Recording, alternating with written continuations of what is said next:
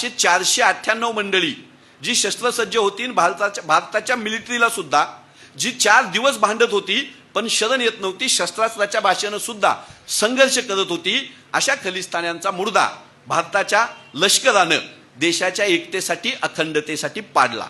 त्या भाषणामध्ये इंदिराजी म्हणतात की हो, मला मृत्यू येणार आहे माहित आहे, माझ्यावर हल्ला होऊ शकतो याची पण मला गुप्तहेर खात्याकडून माहिती मिळालेली आहे, पण माझ्या शरीरामधला रक्ताचा प्रत्येक थेंब हा या देशाच्या एकात्मतेसाठी आणि या देशाला शक्ती देण्यासाठी, संजीवनी देण्यासाठीच मी खर्च करेन, याच्यावर मी ठाम आहे।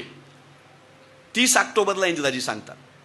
शीख मूलतत्ववाद्यांना हाताशी धरून, शिखांमधल्या तरुणांच्या हातामध्ये बंदुका देऊन वेगळं राष्ट्र मागायचं आणि त्या राष्ट्राला पाकिस्ताननं आणि त्या काळातल्या अमेरिकेनं सपोर्ट करायचा, इतक्या मोठ्या षडयंत्राच्या विरोधामध्ये भारत सरकार, इंदिराजी गांधी, केंद्र सरकार आणि भारतीय लढत होते।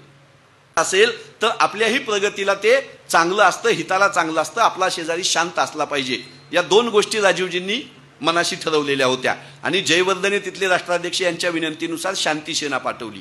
2 वर्ष शांती सेना श्रीलंकेमध्ये होती। 9-10 वर्षाचा रक्तरंजित संघर्ष, लहान मुलांपासून वयोवृद्ध माणसांपासून स्त्रियांपर्यंत एकमेकाला कापणारे सिंहले आणि तमिळी, हे 2 वर्ष राजीवजींनी शांती सेना पाठवली म्हणून शांत होते। एखाद्या तत्वासाठी जीव दिलेलं सगळ्यात मोठं उदाहरण गांधीजींच्या हत्येनंतर, गांधीजीनंतर आम्ही बघितलं ते म्हणजे इंदिराजी गांधी यांचं। या सभागृहात बसलेल्या अनेकांना इंदिराजींचा काळ आठवत असेल, त्यांनी केलेली कामं, त्यांचे गुणदोष, त्यांच्या काळातल्या झालेले वादग्रस्त निर्णय असतील की समाजावर परिणाम करणारे, देशाच्या आर्थिक घडी बसवणारे, बँकांच्या राष्ट्रीयकरणापासून, गरिबी हटवायच्या कार्यक्रमापासून, 71च्या युद्धापासून, भारत पाकिस्तान फाळणी बांगलादेशची करण्यापासून अनेक गोष्टी इंदिराजींच्या बोलता येतील। पण इंदिराजींनी ज्यावेळेस प्राण दिले आपले, त्यावेळेसची गोष्ट मला नवीन पिढीला पुन्हा सांगणं गरजेचं आहे, जुन्या पिढीनं ती सांगितली नाही। आम्ही इंदिराजींचे फोटो वापरून मतं मागितली, आम्ही इंदिराजींचा इतिहास सांगून आमच्या सोयीचं काय आहे तेवढं घेतलं, किंवा इंदिराजींचा वारसा आम्हाला सत्तेसाठी हवा होता, पण इंदिराजींनी ज्या तत्वासाठी जीव दिला ते तत्व आम्ही पुढच्या पिढीमध्ये पेरण्यामध्ये कमी पडलो, ते मला पुन्हा संगमनेरसारख्या मातीमधून सांगावं वाटतं। 30 ऑक्टोबर 1984ला 30 ऑक्टोबर तारीख नीट लक्षात ठेवा की काय माणसं कशी झुंजतात आपल्या तत्वासाठी। 30 ऑक्टोबरला भुवनेश्वरला इंदिराजींचं ओरिसामध्ये भाषण आहे। त्या भाषणामध्ये इंदिराजी म्हणतात की हो, मला मृत्यू येणार आहे माहित आहे, माझ्यावर हल्ला होऊ शकतो याची पण मला गुप्तहेर खात्याकडून माहिती मिळालेली आहे, पण माझ्या शरीरामधला रक्ताचा प्रत्येक थेंब हा या देशाच्या एकात्मतेसाठी आणि या देशाला शक्ती देण्यासाठी, संजीवनी देण्यासाठीच मी खर्च करेन, याच्यावर मी ठाम आहे। 30 ऑक्टोबरला इंदिराजी सांगतात आणि दुसऱ्या दिवशी इंदिराजींची हत्या होते। आज हा जून महिना चालू आहे। 5 जून 1984ला ऑपरेशन ब्लू स्टार झालं होतं। इंदिराजींची हत्या कशासाठी झाली? खलिस्तान चळवळीनं 71च्या युद्धामधला पाकिस्तानला झालेला पराभव जिवारी लागला होता आणि आपण 65चं युद्ध हारलो, 71चं युद्ध हारलो, समोरासमोर सीमेवर आपण पाकिस्तानला हरवू शकत नाही, याचा धडा मिळाल्यानंतर पाकिस्ताननं भारताच्या अंतर्गतच फूट पाडून, फुटीरतावादी शक्तीला ताकद देऊन भारताच्या चिरफाळ्या करायचं स्वप्न बघितलं होतं। त्यातला पहिला सगळ्यात मोठा प्रयत्न होता खलिस्तानी चळवळीचा। शीख मूलतत्ववाद्यांना हाताशी धरून, शिखांमधल्या तरुणांच्या हातामध्ये बंदुका देऊन वेगळं राष्ट्र मागायचं आणि त्या राष्ट्राला पाकिस्ताननं आणि त्या काळातल्या अमेरिकेनं सपोर्ट करायचा, इतक्या मोठ्या षडयंत्राच्या विरोधामध्ये भारत सरकार, इंदिराजी गांधी, केंद्र सरकार आणि भारतीय लढत होते। सुवर्ण मंदिरामध्ये लपून बसलेल्या भिंजरनवालेला विनंत्या केल्या, प्रबोधन केलं, वाटाघाटी झाल्या, एवढं करूनही तो पंजाबमधलं जनजीवन हे हिंसक करत होता। सलग 3-4 वर्ष पंजाब अख्खा जळत होता। राष्ट्रपती राजवट लागू करावी लागली होती। राष्ट्रपती राजवट लागू केल्यानंतर सुद्धा पंजाबमधले शीख आणि हिंदूंचे दंगे कमी होत नव्हते, कत्तली कमी होत नव्हत्या। 2 जूनला इंदिराजींनी नभोवाणीवर येऊन सांगितलं की रक्तपात थांबवला पाहिजे, देशाची एकात्मता, अखंडता कायम ठेवली पाहिजे, आपापसामधला सद्भाव कायम ठेवला पाहिजे, यासाठी त्यांनी प्रस्ताव दिला। अकाली दलाला प्रस्ताव दिला, भिंद्रनवालेला प्रस्ताव दिला, खलिस्तान्यांना प्रस्ताव दिला, चर्चेची मागणी केली, शांतता व्हायला तयार नव्हती. आणि देवाधर्माच्या नावावर हिंसा करणाऱ्यांची मजल कुठपर्यंत जाते बघा. शीख धर्मामध्ये ज्याला पवित्र समजलं जातं त्या अकाल तख्तचा ताबा घेऊन एक माजी लष्करी अधिकारी सोबत घेऊन पूर्ण तटबंदी त्या सुवर्ण मंदिराची करून सैन्य जरी उद्या चालून आलं तरी शस्त्रास्त्र कमी पडणार नाहीत इतकी व्यवस्था करून भारत सरकारच्या सर्वोच्च सत्तेला, लष्करी सत्तेला सुद्धा आव्हान देण्याची तयारी झालेली दहशतवादी संघटना पंजाबच्या सुवर्ण मंदिराचा ताबा घेऊन बसली होती. पर्याय नव्हता. लष्करानं आखणी केली. राष्ट्रपती राजवट लागूनही परिस्थिती नियंत्रणात येत नाही म्हणल्यानंतर, दंगे कमी होत नाहीत, खून कमी होत नाहीत म्हणल्यानंतर इंदिराजींना लष्कर उतरावं लागलं.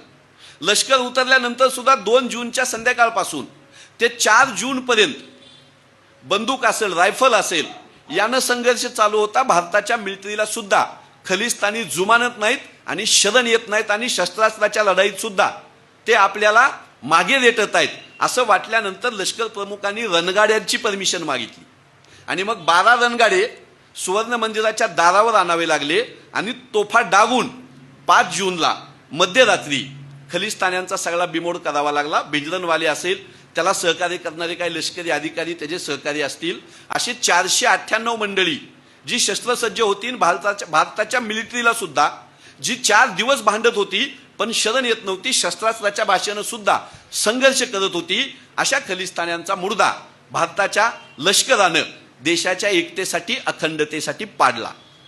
78-79 लष्कराच्या आपल्या सैनिकांचे जीव गेले, 4 वरिष्ठ अधिकाऱ्यांचे जीव गेले. इतकी मोठी निकराची लढाई, इतका मोठा संघर्ष होता, राष्ट्रीय एकात्मतेला बाधा होता. आपल्या भारतामध्येच एक दुसरं राष्ट्र खलिस्तान निर्माण करण्याचा डाव होता. इंदिराजींनी न डगमगता कणखर बाणा दाखवून हाणून पाडला. याच्यानंतर इंदिराजींसगट ज्यांनी ज्यांनी त्या सुवर्ण मंदिरामध्ये हल्ला केला आणि आमचं पवित्र स्थान बाटवलं, हिंसा केली, आमचा अपमान केला, असं म्हणून पुढे इंदिराजींना आम्ही संपवल्याशिवाय राहणार नाही अशी घोषणा करून खलिस्तानी दहशतवादी इंदिराजींच्या जीवावर टपलेले होते. पंतप्रधान होत्या, गुप्तहेर खात्याचा रिपोर्ट होता. ज्या दिवशी इंदिराजींची हत्या झाली त्याच्या अगोदर 13 दिवसापूर्वी इंदिराजींना सांगितलं होतं, अधिकृतपणे सांगितलं होतं आयबीनं, की तुमच्या सैन्यामधले, तुमच्या अंगरक्षकामधले, तुमच्या सुरक्षेची जबाबदारी असलेल्या जवानांमधले शीख जवान, पंजाबी जवान तुम्ही बदला, त्यांच्याकडून तुमच्यावर हल्ला होण्याची खात्रीलायक माहिती आम्हाला मिळाली. झुंजायच्या गोष्टी एवढ्या सोप्या नसतात. इंदिराजींनी सांगितलं की मी या देशाची पंतप्रधान आहे, मी पंजाबची पण नेता आहे, पंजाबी लोक पण माझे भाऊ आहेत, ज्यांनी दहशतवाद केला त्यांचा खात्मा केला, उरलेले सगळे पंजाबी माझे बांधव आहेत आणि मी त्यातल्या एखाद्या पंजाबीला तू फक्त शीख आहेस, पंजाबी आहेस म्हणून जर माझ्या सैन्यातून बाजूला करणार असेल, माझ्या अंगरक्षकातून बाजूला करणार असेल तर मी संविधानावर हात ठेवून जी घेतलेली शपथ आहे त्याला मी प्रामाणिकपणे न्याय देते, असं होणार नाही. माझे सुरक्षा रक्षक हे माझे सुरक्षा रक्षक आहेत, ते त्यांच्या कर्तव्याला बांधील आहेत. मी दुजाभाव केला तर हे पंतप्रधान पदावरील व्यक्तीला शोभत नाही, संविधानावर शपथ घेतलेल्या व्यक्तीला हे शोभत नाही. मी धर्माच्या नावावर माझ्या अंगरक्षकामध्ये भेदभाव करणार नाही असं म्हणल्यानंतर शिखांमधल्याच काही अधिकाऱ्यांनी, एक लष्करी अधिकारी होता, बाकीचे कॉन्स्टेबल होते, इंदिराजींची हत्या केली. केवळ या देशामध्ये धर्माच्या आणि जातीच्या नावावर भेदभाव करायचा नाही याच्यासाठी इंदिराजींनी आपला देहत्याग केला. माहीत असताना या देशाच्या एकता आणि अखंडतेसाठी इंदिराजींनी देहत्याग केला. पंजाबमध्ये शेतकऱ्यांनी एक आंदोलन केलं आणि आपण ज्या मार्गावरून जाणार आहोत त्या मार्गावर 1000-2000 सैनिक, शेतकरी हे मोर्चा घेऊन येत आहेत हे माहीत झालं तरी आपला दौरा अर्धवट सोडून पळून येणाऱ्या पंतप्रधानांच्या काळात इंदिराजींचं हे उदाहरण मला पुन्हा पुन्हा सांगावं वाटतं. झुंजायच्या गोष्टी आताच्या पंतप्रधानांनी इंदिराजीकडून शिकाव्या. दुसरी राजकीय हत्या ही राजीवजी गांधी यांची आहे. मला आश्चर्य वाटलं, मी आज या व्याख्यानाला येताना अनेक मंडळींची, जुन्या जाणत्या काँग्रेसच्या मी संपर्क केला आणि एकच प्रश्न विचारत होतो की राजीवजी ज्यांच्या प्रचाराला गेले तामिळनाडूमध्ये 1991च्या निवडणुका, चंद्रशेखरांचं सरकार पडलं आणि सार्वत्रिक निवडणुका लागल्या आणि दुसऱ्या फेरीचं मतदान तामिळनाडूमध्ये होतं, त्या श्रीपेरंबदूर म्हणून जे लोकसभा मतदारसंघ होता तिथं राजीवजी कोणाच्या प्रचाराला गेले होते? आम्हाला सगळं सांगितलं जातं. ज्यांची हत्या झाली त्या राजीवजींबद्दल मी इथल्या पिढीला सांगावं असं काही नाही. सगळ्याला राजीवजींचं योगदान माहीत नाही. आजचा देश ज्या काही पायावर उभा आहे त्यातला सगळ्यात महत्त्वाचा भक्कम आधार जर कोण असेल तर ते राजीवजींचं धोरण होतं. मग ते पंचायत राजचं धोरण असो, ते महिला आरक्षणाचं धोरण असो, की ते IT संबंधित असो, की माहिती तंत्रज्ञानाशी संबंधित असो, की आसामसारख्या राज्यामध्ये नंतर पंजाबसारख्या राज्यामध्ये शांतता प्रस्थापित करण्याचं धोरण असो, राजीवजींचं योगदान पुन्हा सांगायची गरज नाही. पण राजीवजींना ज्यावेळेस शांतीसेना पाठवायची वेळ आली, जयवर्धने नावाचे त्यांचे राष्ट्राध्यक्ष होते श्रीलंकेचे, त्यांनी विनंती केली होती की तमिळ बांधवांचं म्हणणं असं होतं की भारत हे आमचं ओरिजिन आहे, आम्ही भारतातले आहोत, त्यामुळं भारतानं श्रीलंकेतल्या वांशिक वादामध्ये आमची बाजू घेतली पाहिजे, कारण आमचं ओरिजिन तमिळ लोकांचं भारतामध्ये आहे, तामिळनाडूमध्ये आहे, आम्ही तमिळ संस्कृती मानणारे आहोत, आमचं सगळं तमिळ आहे, तर भारतानं आमची बाजू घेतली पाहिजे आणि श्रीलंकेमधल्या यादवीमध्ये भारतानं फक्त आमचीच साथ दिली पाहिजे. राजीवजी गांधी यांच्यासोबत जयवर्धन यांचा एक करार झाला आणि त्या करारामध्ये जयवर्धने त्यांच्या राष्ट्राध्यक्षांनी राजीवजींना विनंती केली की माझ्या देशामधले शांतता तुम्हीच प्रस्थापित करू शकता, भारतच असा एकमेव सहकारी आहे आमचा आणि शेजारी आहे जो माझ्या देशामधली यादवी थांबवू शकतो. किती मोठी यादवी होती? 6.5 लाख लोक तमिळ आणि सिंहलीनी एकमेकाचे मारलेले होते. सलग 13-14 वर्ष सिंहली आणि तमिळ संघर्षामध्ये श्रीलंका धुमसत होता. तर आपल्या शेजारी राष्ट्रामध्ये शांतता प्रस्थापित करणं हे माझं नैतिक कर्तव्य आहे आणि आपल्या शेजारी राष्ट्र जर शांत असेल तर आपल्याही प्रगतीला ते चांगलं असतं, हिताला चांगलं असतं. आपला शेजारी शांत असला पाहिजे. या 2 गोष्टी राजीवजींनी मनाशी ठरवलेल्या होत्या आणि जयवर्धने तिथले राष्ट्राध्यक्ष यांच्या विनंतीनुसार शांती सेना पाठवली. 2 वर्ष शांती सेना श्रीलंकेमध्ये होती. 9-10 वर्षाचा रक्तरंजित संघर्ष, लहान मुलांपासून वयोवृद्ध माणसांपासून स्त्रियांपर्यंत एकमेकाला कापणारे सिंहली आणि तमिळी, हे 2 वर्ष राजीवजींनी शांती सेना पाठवली म्हणून शांत होते. असंख्य लहान लेकरांचे, असंख्य स्त्रियांचे, दोन्ही बाजूच्या सिंहली आणि तमिळ यांचे जीव राजीवजींनी पाठवलेल्या शांती सेनेमुळे वाचले होते. हे राजीवजींचं योगदान होतं, राजीवजींची ती भूमिका होती. राजीवजींच्या ठिकाणी दुसरा कोणताही पंतप्रधान असता श्रीलंकेमध्ये हस्तक्षेप करताना 10 वेळा विचार केला असता. सिंहली लोकांना आपले शेजारी आहेत त्यांनाही दुजाभाव वाटू द्यायचा नाही आणि तमिळ लोकांनाही निराधार वाटू द्यायचं नाही. दोघांमधला वाद आम्ही थांबवू या भूमिकेतून, शांततेच्या भूमिकेतून, अहिंसा तिथं असली पाहिजे, हिंसेचं साम्राज्य नसलं पाहिजे आणि आपला शेजारी देश शांत असला पाहिजे, या भूमिकेतून राजीवजींनी धाडस केलं आणि 2 वर्षे शांती सेना तिथं ठेवली. त्या शांती सेनेच्या काळामध्ये याचा राग त्यांना होता आणि आता जर सरकार आलं राजीवजींचं पुन्हा ते पंतप्रधान झाले.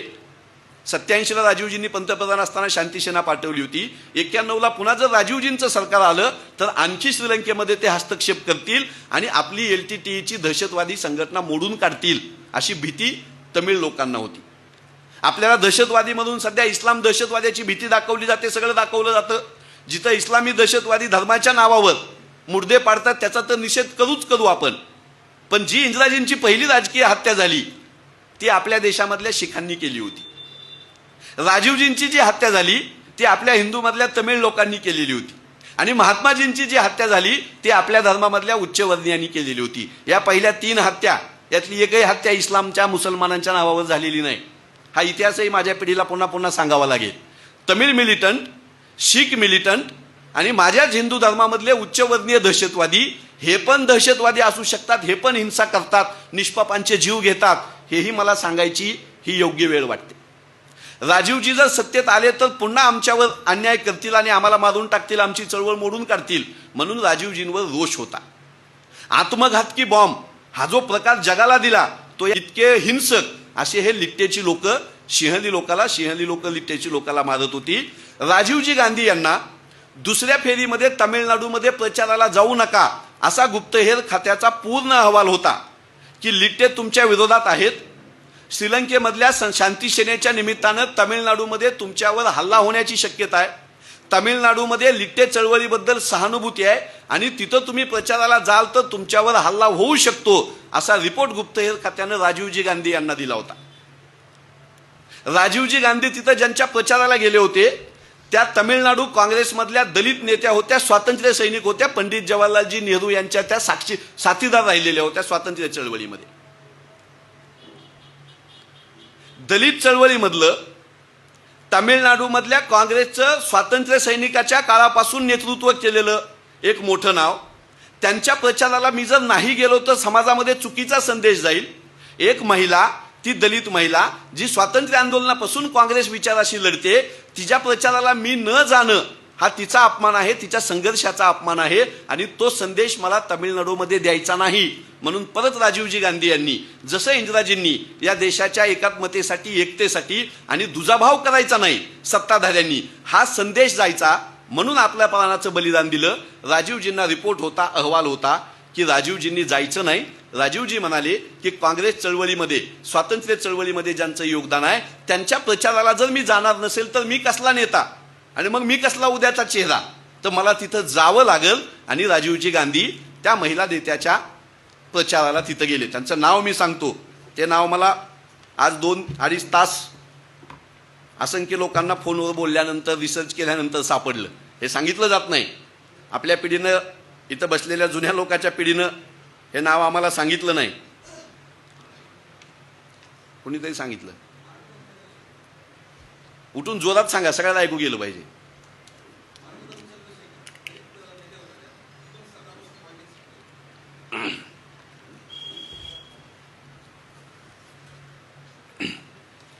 आपल्याच बाजूचं राज्य, आपल्याच देशामधलं एक मणिपूर नावाचं राज्य, असंख्य लहान मुलं, लेकरं कापली जात होती, मारली जात होती, आमच्या माता भगिनीच्या नग्न धिंड काढल्या जात होत्या.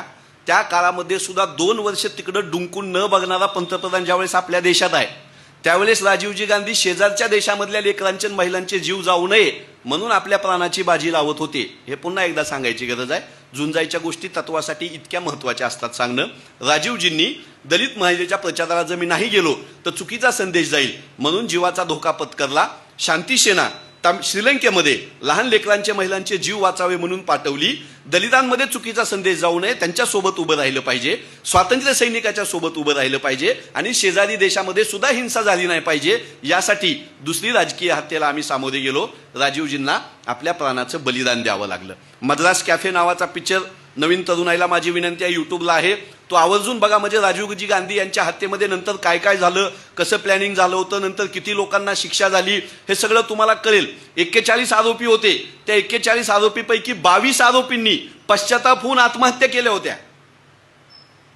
एखाद्या माणसाचं मोठेपण किती असावं की ज्या माणसाने आपला जीव घेतलाय त्यांना सुद्धा त्याचा पश्चाताप झाला पाहिजे. इतकं सज्जन, इतकं सात्विक आणि इतकं तत्वाविषयी ठाम असणारं नेतृत्व या देशामध्ये एकेकाळी होतं. 22 लोकांनी आत्महत्या केल्या आरोपींनी, की आमच्या हातून चूक घडली किंवा अस्वस्थ आहोत आम्ही किंवा काहीतरी आमच्याकडून नको ते घडलं अशी जाणीव झाल्यानं 41 पैकी 22 लोकांनी आत्महत्या केल्या. इतकं मोठं नेतृत्व राजीवजी गांधी यांचं होतं. आणि ज्यांना शिक्षा झाली, ज्यांना फाशीची शिक्षा झाली, ती फाशीची शिक्षा जन्मठेपेमध्ये रूपांतरित झाली आणि जन्मठेपेची शिक्षा भोगत असलेल्या लोकांची लेकरं बाळं काय करतील, त्यांचे जर आई वडील जेलमध्ये असतील तर, हा प्रश्न या राजीवजींच्या लेकरांना पडला. आणि आईला सांगून, पंतप्रधानांना सांगून त्या जन्मठेपेच्या शिक्षेमधून सुद्धा मुक्ती द्यायची मागणी करणारे म्हणजे राहुल गांधी, प्रियंका गांधी आहेत. झुंजाईच्या गोष्टी त्या आज आमचे खासदार आहेत धाराशिवचे ओमराजे, त्यांना आम्ही नेहमी सांगत असतो की तुम्ही सुडाच्या भावनेतून बाजूला या. ते अजून ते सुडाच्या भावनेतून बाजूला यायला तयार नाहीत. ते म्हणतात ते पद्मसिंह पाटील, राणा जगजितसिंग पाटील त्यांना उद्ध्वस्त केल्याशिवाय मला चैन पडणार नाही, माझ्या वडिलांना न्याय मिळणार नाही. राहुलजी, प्रियंकाजी कोण शिका, सूड घ्यायचा नाही, हिंसा हिंसेला उत्तर नाही, प्रेमानं जग जिंकता येतं. नलिनी नावाची जी महिला होती, जिला फाशीची शिक्षा झाली होती, ती जन्मठेपेत रूपांतरित झाली होती. त्या जन्मठेपेची शिक्षा सुद्धा माफ करा आणि त्यांच्या लेकराबाळांमध्ये त्यांना जाऊ द्या अशी विनंती राष्ट्रपतींना करणारे सोनियाजी, राहुलजी, प्रियंकाजी. तत्वासाठी झुंजणाऱ्याची पिढी ही अशी असते. आणि भाऊभाऊकीसाठी झुंजणाऱ्याची पिढी बघायची असेल तर ओमराजेंच्या प्रतिक्रिया ऐका. अजूनही ते सुडाने पेटलेले आहेत. 20 वर्ष माझ्या वडिलाला मारलं.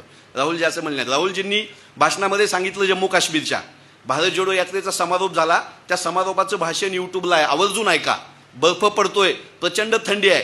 त्या थंडीत राहुलजी सांगतात की ज्यानं हिंसेचा सामना केला खराखुरा, तो कधीही हिंसेचं समर्थन करू शकत नाही.